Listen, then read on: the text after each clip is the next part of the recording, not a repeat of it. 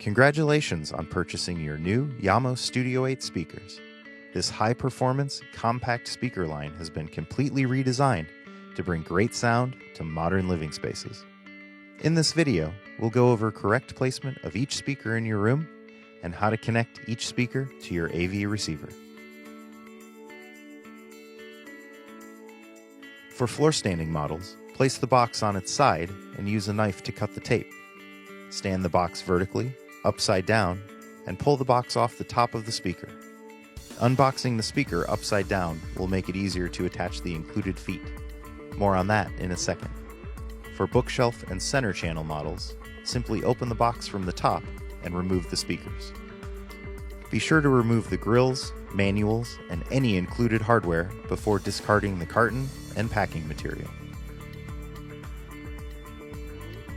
The floor-standing models include metal feet that will need to be attached out of the box. Remove the inner pack from the bottom of the speaker and use the included wood screws to attach each foot. Pilot holes are drilled in the bottom of the speakers to act as guides for each foot. Using a screwdriver or drill set to a medium torque setting, screw 2 of the included wood screws into each foot as shown. Once complete, turn the speaker right side up for placement. Correct placement of your Jamo Studio 8 speakers will generally depend on speaker type, room size, and what kind of system you are using. For 2-channel or music listening, we recommend using any of the floor-standing models or monitor models. Ideally, the distance between the speakers should be equal to the distance from each speaker to the listening position. Obviously, this won't always be achievable depending on your room layout and size, but getting as close to this 1-to-1 ratio will give you the best stereo imaging at the listening position. After placing the speakers, towing them in slightly towards the listening position will make for better imaging and high-frequency detail. If you're using a full 5.1 home cinema system, use the 2-channel placement detailed previously for your front left and right speakers. The center channel should be perfectly centered directly above or directly below your television or projection screen. The center channel will reproduce the dialogue from movies or TV shows, so the closer to the screen it can be placed, the more realistic it will sound.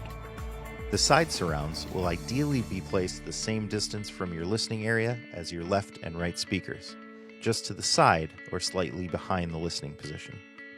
Of course, in smaller listening spaces, the distance won't be exactly equal to the distance from the front speakers. That's okay. What's more important is that they are equidistant and symmetrically placed relative to the listening area.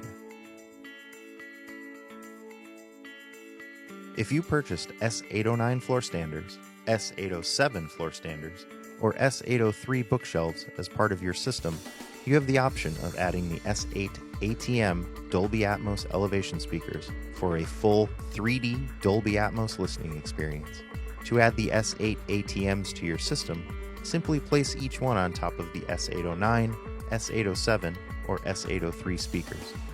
The small connector feet on the S8 ATM should fit tightly in the terminal fasteners on top of the 809, 807, or 803 as shown.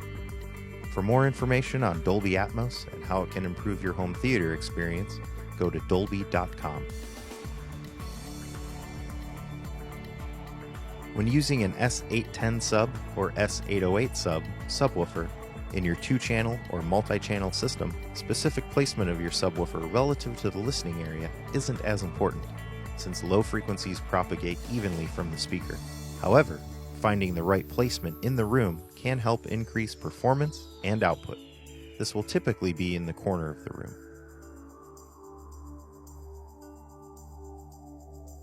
Now it's time to connect the speakers to your AV receiver or amplifier.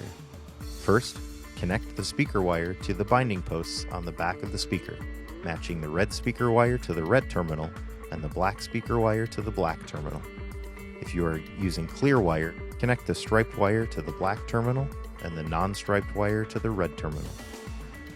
If using the S8 ATM Dolby Atmos elevation speakers, you will connect an additional speaker wire to the back of the main channel that the S8 ATM is on top of to the terminal labeled height. Now, run the wires to the back of your AV receiver or amplifier. Your front left and front right speakers should go to the front L and front R terminals on the back of the receiver, ensuring you are connecting the red wire to the red terminal and the black wire to the black terminal. Continue to do this for your center channel to center and surrounds, surround L and surround R, and be sure to confirm consistency in your wiring scheme. Your wires for the Dolby Atmos channels will likely go to terminals labeled height or rears, but for more information on correct wiring for your specific Dolby Atmos receiver, consult your receiver's setup guide or owner's manual. Using the included RCA cable, connect the S810 sub or S808 sub to the subwoofer out connector on your receiver. Adjust the phase switch until you hear the most output from the speaker at the listening position. This means the signal phase is most in line with the phase of the rest of the speakers in the room. Once all of your speakers are wired to the correct receiver outputs, you might want to fine-tune your system using the settings in your AV receiver. For more information on how to do this, consult your receiver's setup guide or owner's manual. Proper placement and setup of your Jamo Studio 8 system will ensure precise, high-performance listening for years to come.